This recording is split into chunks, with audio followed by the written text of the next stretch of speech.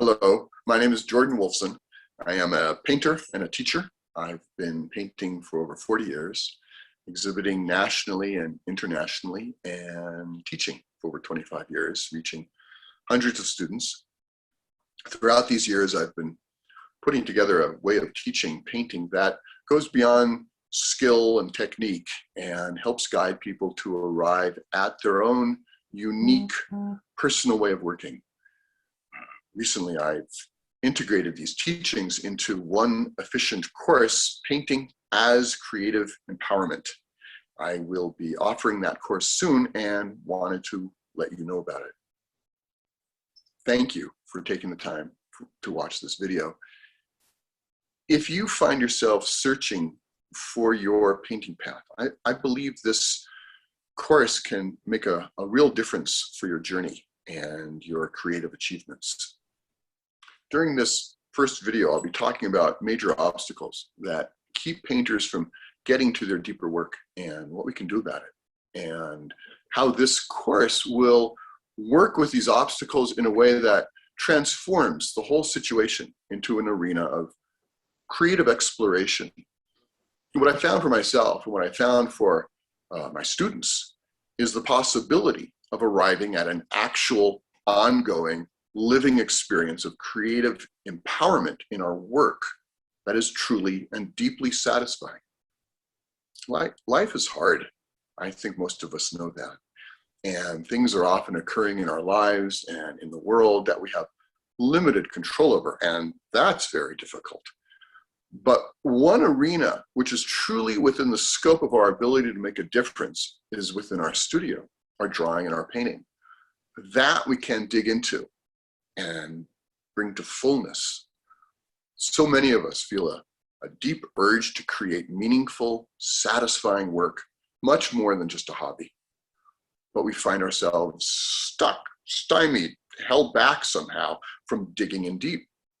I want you to know that there is the very real possibility of transforming your involvement with painting into a significant, vital, engaging painting practice.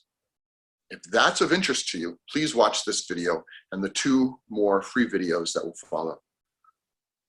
I recently took an online marketing course through Sounds True, led by Richard Tabinger and Kylie Slavik. They were great, and I never remotely wanted to do something like online marketing, but I realized I have something of real value that I want to share, and that I need to figure out how to get this all out to the people who could benefit from it. I deeply believe that our world is in sore need of authentic, satisfying creativity for our own lives, but also that it goes a long way towards creating bridges and connections between people.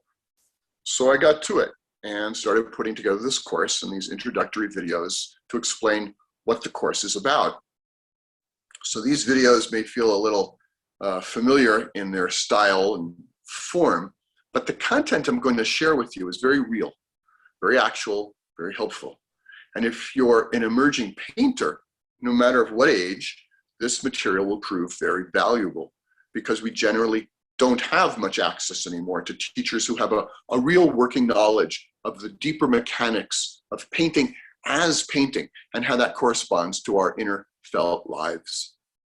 One of the things that I experienced as I was learning to paint, one of the deep challenges, was a pretty continuous sense of doubt about myself as a painter. Was I really a painter? I mean, I knew I wanted to paint, but was I really a painter? I had certain images in my mind of what a painter was, how they behaved, etc. And I just didn't seem to be obsessed enough. That if I was a real painter, I'd be more driven. Well, that turned out to be a stereotype in my head. And here I am, still painting. And over the years, I've seen versions of this same sense of doubt and insecurity in my students, experiencing a great desire to paint, but suffering from a great sense of self-doubt, like, who am I to paint? And adding to this debilitating doubt was the confusion of, how should I paint? Like, if I am a painter, which I'm uncertain of, what kind of painter am I? Representational, abstract, what was my way? And the not knowing was really painful for years. Even at the end of grad school, my work was split In my last crit, I presented work that was pretty hardcore realist observational painting along with these large abstract gestural works on paper. It was maddening. So I pursued this direction and I pursued that direction. And bit by bit, I pieced together my way. And so much of the time, it felt like I was walking in the dark, feeling my way forward. And it made a huge difference having teachers that helped guide me. I've been blessed with a whole array of extraordinary teachers in my life. Early in my studies as an undergrad, I was exploring non-representational abstraction, and it was so disorienting that there was no way I could have navigated that territory without some personal guidance, helping me manage the confusion. Patrick Ahern was the professor. He was magic. And then in grad school, I was deep into realist observational work. And again, it was due to the guidance of teachers like Andrew Forge and William Bailey that I was able to arrive at deeply convincing and satisfying work. I remember the first time Bailey came into my studio, I was working on a still life, in a realist manner. And, he looked at what I was doing and basically, he started to explain that I was going about it, putting it together all backwards, that I was focusing on the details instead of the large tonal relationships. And those conversations changed my painting forever. But of course, the journey continued, and so did the confusion for years. And I've seen this added confusion and uncertainty among my students. And I've seen that sense of anxiety and feeling stuck and just not able to move forward in the work. Uncertain of our abilities, uncertain of the whole thing. But I want to tell you, given the path I've taken all these years as a painter and as a teacher, I've been able to streamline the process. It's still a process for everyone, a good and necessary one, but I'm able to efficiently help guide emerging painters toward their own personal, unique, and satisfying ways of painting. And some folks believe that either you're born with it or you're not. Either you're talented and make your way, or you're not and you don't. But that's rarely the case, and that wasn't at all how it was for me. I was pre-med. I didn't know I was going to be a painter. I just knew I really wanted to see what would happen if I went in that direction. So I did. And there wasn't a steady fire, just embers. But I kept blowing on the embers for years, and eventually the fire took and grew and became self-sustaining. And sometimes people say, no, it's too late for me, I'm too old. But it's really, truly never too late. Creativity is always fresh, and doesn't actually age. And a big part of discovering one's way of painting has to do with self-discovery. And the older we are, the clearer we know ourselves. So it becomes a question of, given who I am, and after all these years, I know more or less who I am. It's a question of exploring ways of working that fit who I am. And that's where I come in as a guide, and that's where this course comes in as a process. We're going to be taking the very obstacles that we face as emerging painters, our doubts, our fears, our frustrations, and instead of overcoming them, we're going to use them as gateways that open us to energies that fuel and motivate our marking, our explorations, and painting. Instead of solving my uncertainty before I draw or paint, I follow the uncertainty. I go into it as I work, as I mark, and see where it leads. And I'll be facilitating a whole series of exercises. So what does that look like? So I'll take a few minutes now and give a demonstration. So now I'm going to demonstrate a drawing exercise within the context of the course, Painting as Creative Empowerment. And I'm going to tap into or bring up in me feelings of uncertainty, insecurity, maybe anxiety, and let myself feel them as I work, as I mark. I don't know that the drawing is going to look any different. I mean, maybe that's sort of part of the setup. But so this isn't like technique or how to depict the still life. And I'm also, so I'm going to let go of, I can move into a place of confidence. I can draw a still life, but I'm not doing that. I'm going to other feelings that you know, I wouldn't normally, certainly in a demo, you know, online. And I'm going to try to, if I need to, maybe tell myself to start it, like to locate stories or thoughts or feelings that participate in these feelings of uncertainty or anxiety. But once I start to feel that in my body, to let go of story and just let myself feel these energies, these emotional energies, directly in my marking, put them into the mark.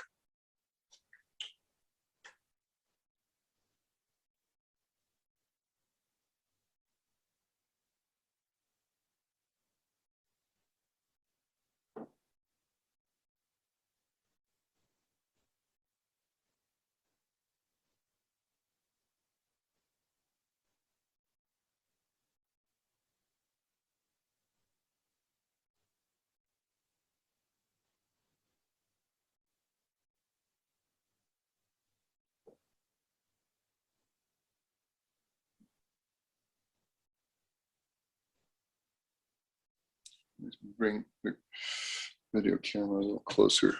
You can see a little better, maybe.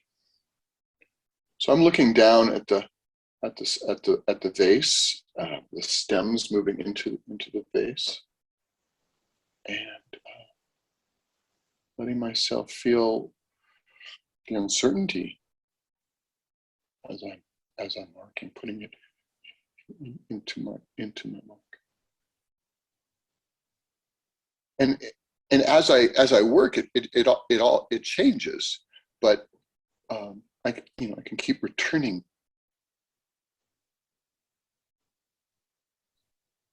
to that.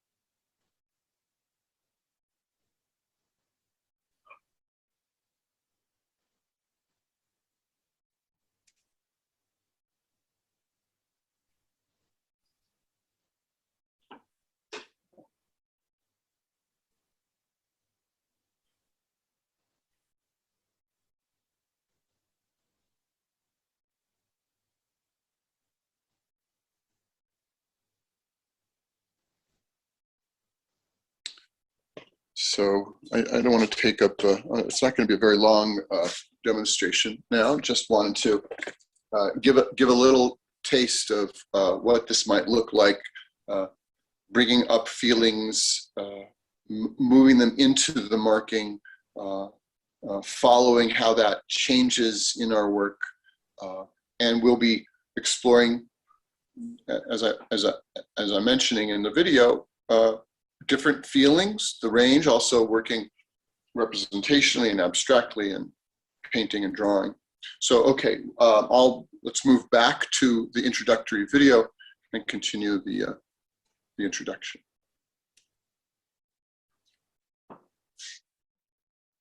We'll go through a whole series of exercises working with difficult emotions, from fears and insecurities to confusion to desire and frustration. And we'll draw upon what are usually considered obstacles and use them, turning our apparent weaknesses and limitations into our strengths. This leads to a whole new relationship to our creativity and life force. Wherever we are, whatever is going on, that's all material for our marking and making, whether we're working representationally from observation or abstractly from imagination, or anything in between. So we start to authentically explore our actual creative temperaments, and the journey truly begins. In the next free video I'll be sending out, I'll be explaining more in detail the structure of the course and how these exercises will work, what they entail, and also where we'll go in our painting afterwards. So we start a painting, how do we return to it, how do we develop it, and what does finish even mean? So I hope you've enjoyed this video, and I hope you enjoy the next one. If you're interested in more details or specifics about the course, please click on the link below. I very much am looking forward to it. Thank you.